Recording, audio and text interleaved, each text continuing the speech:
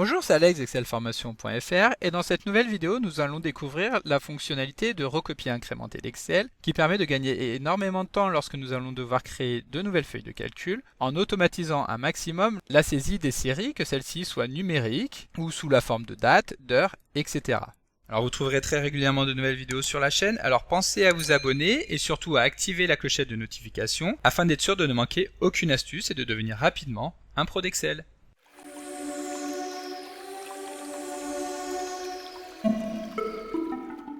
Comme d'habitude, vous trouverez le support de ce cours dans la description de la vidéo et je vous invite fortement à le télécharger afin de pouvoir réaliser les opérations en même temps que moi.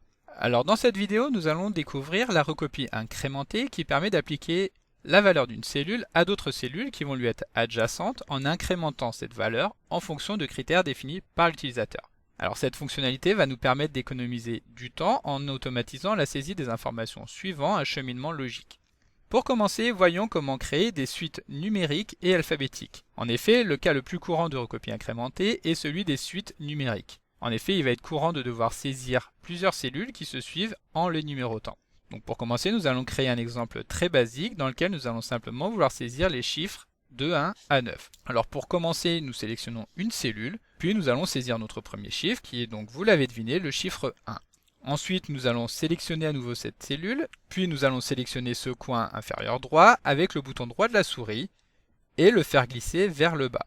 Lorsque nous allons relâcher le curseur, Excel va afficher un menu contextuel dans lequel nous allons pouvoir sélectionner l'option « Incrémenter une série ». Et comme nous pouvons le voir, Excel a inséré ici une série numérique qui part de 1 jusqu'à 10, mais comme nous l'avons vu, nous voulons limiter celle-ci à la valeur 9. Alors par défaut, le pas de remplissage, c'est-à-dire le nombre à ajouter dans chaque nouvelle cellule de la série que nous avons créée est de une unité, c'est-à-dire que chaque nouvelle cellule va avoir la valeur de la cellule précédente plus 1. Pour utiliser un pas différent, qu'il soit plus ou moins important, nous allons procéder de la manière suivante. Donc nous allons à nouveau sélectionner une cellule, saisir la première valeur, puis lorsque nous allons valider, nous n'allons pas directement sélectionner à nouveau cette cellule, mais nous allons saisir la deuxième valeur, afin qu'Excel puisse comprendre l'incrémentation de notre série. Ensuite, nous allons sélectionner ces deux cellules. Et comme tout à l'heure, nous allons faire glisser vers le bas, mais cette fois-ci en sélectionnant le bouton gauche. En effet, ici Excel va directement comprendre qu'il s'agit d'incrémenter une série. Et lorsque nous allons lâcher le curseur de la souris, alors Excel va effectivement ajouter 2 points sur chaque nouvelle cellule. Et donc de 1, nous allons passer à 3, puis à 5, 7, 9, 11, etc. Alors évidemment, nous allons également pouvoir avoir un pas de remplissage qui sera négatif, c'est-à-dire que nous allons vouloir décrémenter une série. Donc par exemple, nous allons commencer avec la valeur 100, puis la valeur 99, et procéder exactement de la même manière, c'est-à-dire sélectionner ces cellules et faire glisser la poignée de recopie vers le bas. Et donc comme nous pouvons le constater, Excel va maintenant retirer une unité sur chaque nouvelle cellule. Ensuite, nous pouvons également utiliser la fonction de recopie incrémentée sur des cellules alphanumériques, c'est-à-dire des cellules qui vont contenir à la fois des lettres et des chiffres. Donc, par exemple, imaginons que nous ayons une série de questions, dont la première question va porter le numéro de question numéro 1. Nous allons pouvoir procéder exactement de la même manière, et comme nous pouvons le voir lorsque nous faisons glisser la poignée de recopie, Excel nous affiche automatiquement une prévisualisation de la valeur qui sera insérée dans la cellule. C'est-à-dire qu'ici Excel va insérer la valeur de question numéro 1 jusqu'à question numéro 9. Alors attention, il y a quand même une limite à cette possibilité, c'est qu'il n'est pas possible d'incrémenter une série de valeurs dont la partie numérique se situerait au milieu de la chaîne alphanumérique.